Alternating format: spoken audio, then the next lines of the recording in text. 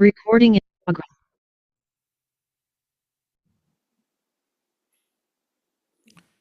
사도신경으로 우리의 신앙을 하나님께 고백하겠습니다.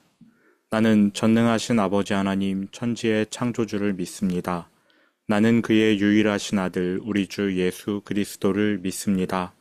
그는 성령으로 잉태되어 동정녀 마리아에게서 나시고 본디오 빌라도에게 고난을 받아 십자가에 못 박혀 죽으시고 장사된 지 사흘 만에 죽은 자 가운데서 다시 살아나셨으며 하늘에 오르시어 전능하신 아버지 하나님 우편에 앉아 계시다가 거기로부터 살아있는 자와 죽은 자를 심판하러 오십니다. 나는 성령을 믿으며 거룩한 공교회와 성도의 교제와 죄를 용서받는 것과 몸의 부활과 영생을 믿습니다. 아멘. 무릇 기다리는 자에게나 구하는 영혼에게 여호와께서 선을 베푸시는도다. 아멘. 거룩하신 아버지 하나님, 지난밤 우리에게 안식을 주시고 이 아침 우리를 깨워 말씀 듣는 자리로 불러주셔서 감사합니다. 기다리는 자에게, 또 기도하며 기다리는 자에게 하나님께서 선을 베푸신다 하신 이 말씀처럼 오늘 우리가 주님께 간구하게 하시고 또 주님을 기다리는 하루가 되게 하여 주옵소서. 약속하신 대로 이루시는 주님인 줄로 믿습니다. 더디 이루시는 것처럼 보일지라도 하나님께서 반드시 이루어 주시며 하나님의 때에 완성하실 것을 믿습니다. 이제 말씀을 듣습니다. 바르게 깨닫는 은혜 허락하여 주실 줄 믿으며 예수님 이름으로 기도합니다. 아멘.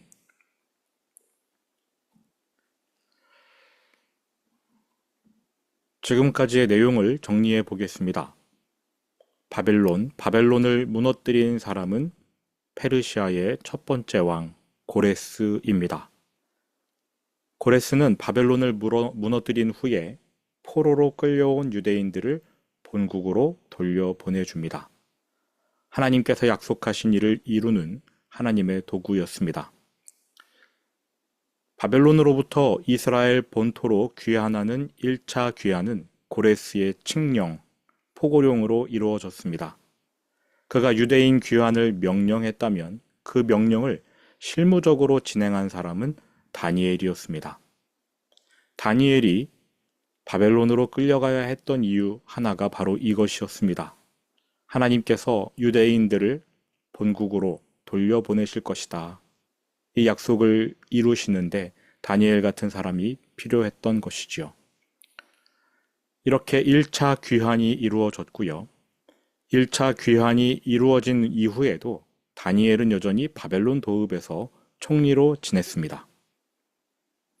다니엘서를 보면 그가 사자굴에 들어가게 되는 사건을 보게 되는데 1차 귀환 이후의 일입니다. 자, 그건 그렇고요. 1차 귀환 때 귀환자들의 대표는 왕족 출신 스룹바벨이었습니다. 스룹바벨을 필두로 총 42,360명이 유대 땅에 돌아왔습니다. 여기에 남녀 종들의 수와 노래하는 자들의 수까지 합하면 49,897명, 약 5만 명 정도가 이스라엘 땅으로 돌아왔다. 1차 귀환 수는 그렇게 됩니다. 이 사람들은 바벨론에 거하는 기간 중 신앙의 중요성을 뼈저리게 깨달았습니다. 그래서 예루살렘 땅에 도착하자마자 성전 짓는 일에 착수하지요. 그러나 사마리아 사람들이 공사를 방해합니다. 그 공사는 16년간 멈췄습니다. 그 16년 동안 페르시아 본국에서는 어떠한 일이 일어났는가? 고레스가 북방 정벌 중 전사하고 그의 아들 캄비세스가 왕위를 이었습니다. 캄비세스 역시 영토 확장을 위해 아프리카 원정에 나섭니다. 하지만 자기가 뽑은 칼에 자기 허벅지를 찔러 죽게 되지요. 이렇게 페르시아 제국의 왕 자리는 공석이 됩니다. 이 자리를 차지하는 사람은 성경에 등장하는 다리오, 히스타페스 가문의 신하 출신 다리오입니다. 페르시아의 왕이 된 다리오는 유대인들의 성전 건축을 최종적으로 승인해 줍니다. 사마리아 사람들이 방해했지만 그 방해가 옳지 않다. 고레스 왕이 먼저 승인을 해주었기 때문에 그 법을 따르는 것이 맞다라고 최종 판결해 준 사람이 바로 이 다리오입니다. 여기에 힘을 얻은 유대인들이 학개와 스가랴 선지자의 권면을 받고 공사에 박차를 가하여서 성전을 4년 만에 완공합니다. 16년간 진척 없던 공사였는데 하나님이 도와주셔서 수월하게 진행되었습니다. 큰 산아 수룹바벨 앞에서 평지가 되어라. 하나님께서 그렇게 말씀하시지요. 수룹바벨에게 힘을 내라고 말씀하십니다. 어떠한 장애물이 있어도 너의 앞에서 내가 산을 평지처럼 만들어 줄 테니 성전 짓는 일 두려워하지 말고 앞장서서 이루어라. 하나님께서 그렇게 말씀하신 것입니다. 수룹바벨이 그러한 용기를 내었을 때에 다리오 왕이 마침 페르시아의 황제가 되어서 성전 재건 공사를 최종 승인해 준 것입니다. 하나님은 이렇게 일하십니다. 먼저 앞장서기도 하시지만 우리가 힘을 내어서 첫 삽을 뜰 때 그 삽이 더 깊게 들어가도록 힘을 주기도 하시는 분이시지요. 이러한 사실을 우리는 역사를 통해서도 배우게 됩니다. 성전이 완공된 후 유대인들은 예배도 드리고 또 신앙 회복을 위해 애쓰는 등 여러 영적 지도자들을 통해 회복된 모습을 보이면서 그럭저럭 지내게 됩니다. 그러다가 페르시아의 다리오 왕이 유럽, 그리스로 건너가 싸우는 일이 생깁니다. 동양과 서양이 맞붙은 최초의 전투지요. 역사에서는 이것을 페르시아 전쟁이라고 합니다. 그 유명한 마라톤 전투, 이 전투에서 다리오 왕은 크게 패배하고요. 다리오가 약해졌다고 생각했는지 여기저기서 반란이 일어났습니다. 특별히 애굽의 반란이 거세었기 때문에 다리오 왕은 애굽 반란을 진압하러 내려갔다가 거기서 죽음을 맞게 되지요. 다리오 왕의 빈자리를 채워준 사람이 그의 아들 아하수에로입니다. 아하수에로가 다리오 다음의 페르시아 왕입니다. 왕이 되자마자 아하수에로는 아버지의 원수를 갚기 위해 애굽 반란을 진압합니다. 성공적으로 진압한 것을 자축하는 차원에서 6개월간 화려하게 술파티를 여는데 그 술파티 여는 것이 에스더서의 배경, 시간적 배경, 장소적 배경, 사건 배경이 되는 것입니다. 술파티 중 거나하게 취한 아하수에로 왕은 왕후를 불러들이려고 했으나 와스디 왕후가 왕명을 거역하자 바로 폐위시켜버립니다. 이후 신하들의 간원을 채택하여 미인 대회를 열고 왕후를 새로 뽑는데 아하수에로의 눈에 든 여인이 바로 유대 출신 에스더지요. 에스더를 왕비로 삼았던 그 해에 아하수에로 왕은 아버지 다리오가 못다 이룬 꿈, 그리스 원정을 유지로 받듭니다. 그리스와의 전쟁을 크게 두 차례 치르는데요. 첫 번째는 스파르타와 치렀던 육지 전쟁, 테르모필레 전투입니다. 여기서는 물량전으로 이깁니다만 그렇게 큰 승리라고는 볼 수 없고요. 해전을 치르게 되는데 여기에 집중을 했습니다. 살라미스 해전. 하지만 안타깝게도 아테네에게 크게 깨집니다. 이후 페르시아 나라는 힘이 완전히 약해져 버려요. 강력했던 나라인데 땅덩어리 규모만 놓고 보면 절대 질 수 없는 싸움인데 어떻게 된 일인지 덩치 큰 페르시아가 아주 작은 그리스와 붙으면 번번이 패배합니다. 이것은 제가 볼 때 그리스가 페르시아를 이긴 것은 불가사의한 일입니다. 그러나 하나님께서 일찌감치 이렇게 될 것을 말씀해 두시지 않았습니까? 페르시아는 그리스에게 잡아먹힙니다. 페르시아는 그리스를 이길 수 없어요. 그게 하나님의 계획입니다. 하나님의 뜻은 사람의 뜻과 다릅니다. 그 뜻을 알고 순응하면 평안을 얻지만 그 뜻을 거역하면 고생합니다. 제가 볼 때 다리오와 아하수에로가 그리스와 전쟁을 건 것, 그리스의 전쟁을 건 것은 하나님의 뜻을 몰라서 하나님의 뜻을 알았다면 그가 순응했을 수도 있을 텐데 하나님의 뜻을 몰라서 고생하게 된 사건이라고 봅니다. 아하수에로는 그리스와의 전쟁에서 패한 후에 우리가 잘 아는 에스더와 하만 사건, 그 하만 사건의 중심에 서게 됩니다. 신하 하만에게 휘둘려서 유대인을 말살할 뻔했어요. 그러나 보이지 않는 하나님의 손이 역사하여서 유대인들을 지켜내시지요. 그러한 사건이 있은 후에 아하수에로는 페르시아 제국 곳곳에 다양한 건축 공사를 진행합니다. 제국 내에만 신경을 쓴다는 것은 더 이상 전쟁을 할 여력이 없다라고 봐야 되겠지요. 그리스 전쟁에 모든 물량을 쏟은 것입니다.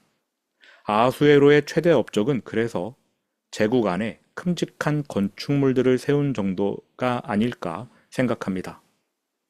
그러다가 신하에게 암살당하고 그의 아들 아닥사스다가 왕위에 오릅니다.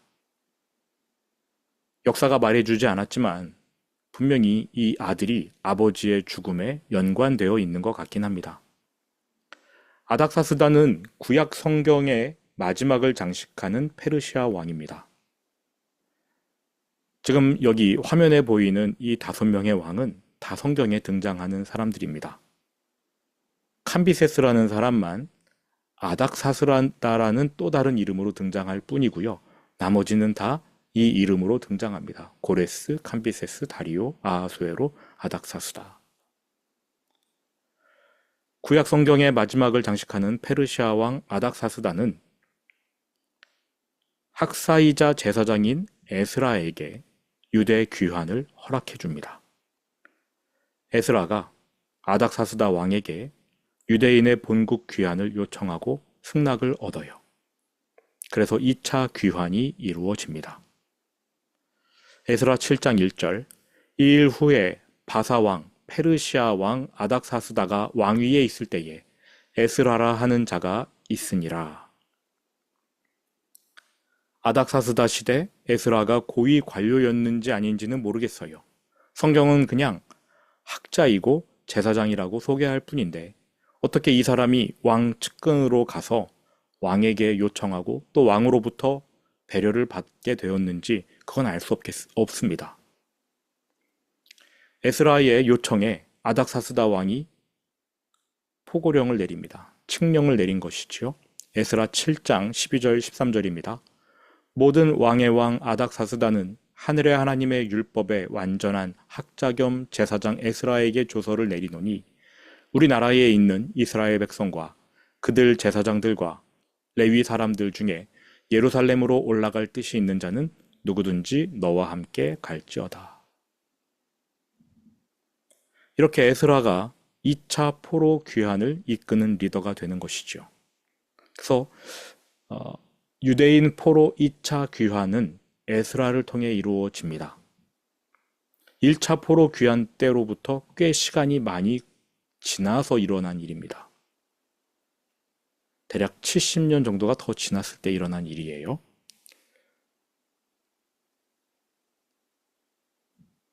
이 에스라가 바벨론에서 올라왔으니 그는 이스라엘의 하나님 여호와께서 주신 모세의 율법에 익숙한 학자로서 그의 하나님 여호와의 도우심을 입음으로 왕에게 구하는 것은 다 받는 자이더니, 에스라가 어떻게 왕에게 구하는 것을 다 받게 되었는지 잘 모르겠습니다만 그랬대요.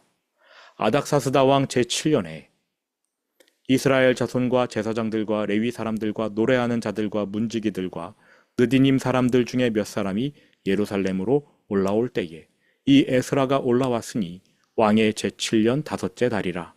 첫째 달 초하루에 바벨론에서 길을 떠났고 하나님의 선한 손에 도우심을 입어 5째 달 초하루에 예루살렘에 이르니라. 에스라가 여호와의 율법을 연구하여 준행하며 율례와 규례를 이스라엘에게 가르치기로 결심하였었더라. 1차 귀환, 스룹바벨이 이끌었던 1차 귀환의 성과는 성전을 짓는 것이었습니다. 에스라가 이끌었던 2차 귀환의 가장 큰 열매, 성과는 율법입니다. 에스라가 구약 성경을 수집했어요. 정리합니다. 집대성합니다. 그리고 에스라가 여호와의 율법을 연구하여 준행하며 그 율례와 규례를 이스라엘에게 가르치기로 결심하였었더라.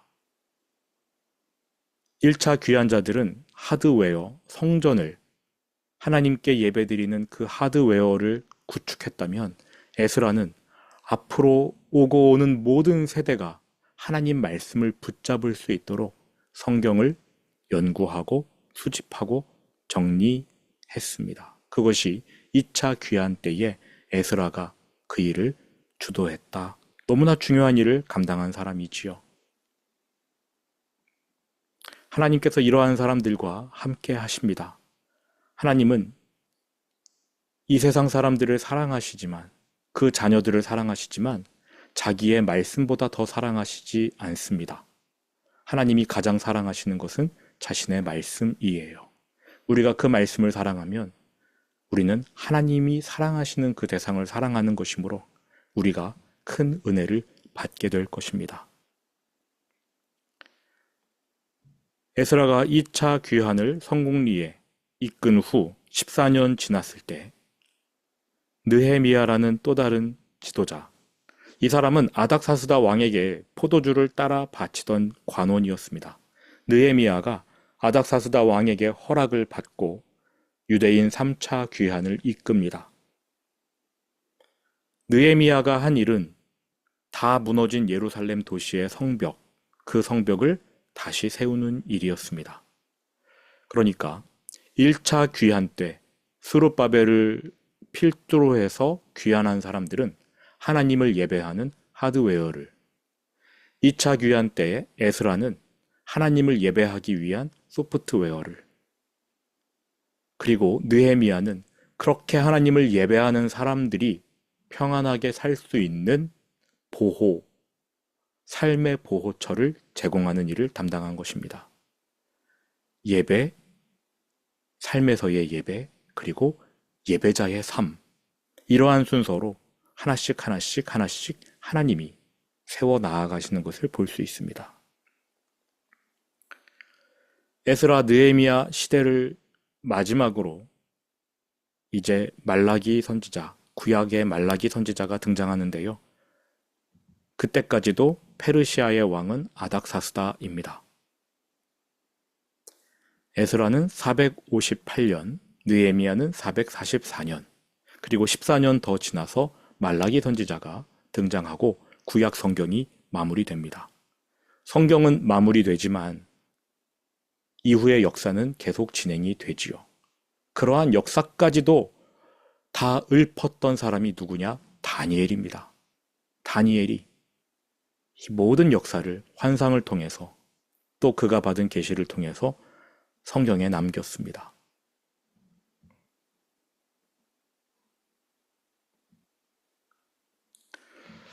오늘은 성경 말씀을 많이 살펴보지는 않았습니다. 그러나 역사 사건들을 통해서 하나님이 어떻게 일하시고 또 성경에 나오는 사건들을 역사 사건과 연이어서 생각해 볼 때 하나님이 이러한 이유로 이렇게 하셨구나 라는 것을 살펴보았습니다. 우리는 역사를 통해서도 배워야 합니다. 하나님이 보이지 않는 손으로 일하십니다. 거기에서 배운 대로 우리가 하나님 뜻에 순종할 때 하나님이 우리의 삶을 지켜주고 보호하여 주십니다. 그러한 삶으로, 축복된 삶으로 여러분들이 자신의 삶을 이끌어 가시기를 축원드립니다.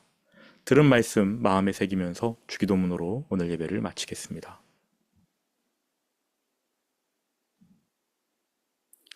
하늘의 아버지, 아버지의 이름을 거룩하게 하시며 아버지의 나라가 오게 하시며 아버지의 뜻이 하늘에서와 같이 땅에서도 이루어지게 하소서. 오늘 우리에게 일용할 양식을 주시고 우리가 우리에게 잘못한 사람을 용서하여 준 것 같이 우리 죄를 용서하여 주시고 우리를 시험에 빠지지 않게 하시고 악에서 구하소서. 나라와 권능과 영광이 영원히 아버지의 것입니다. 아멘.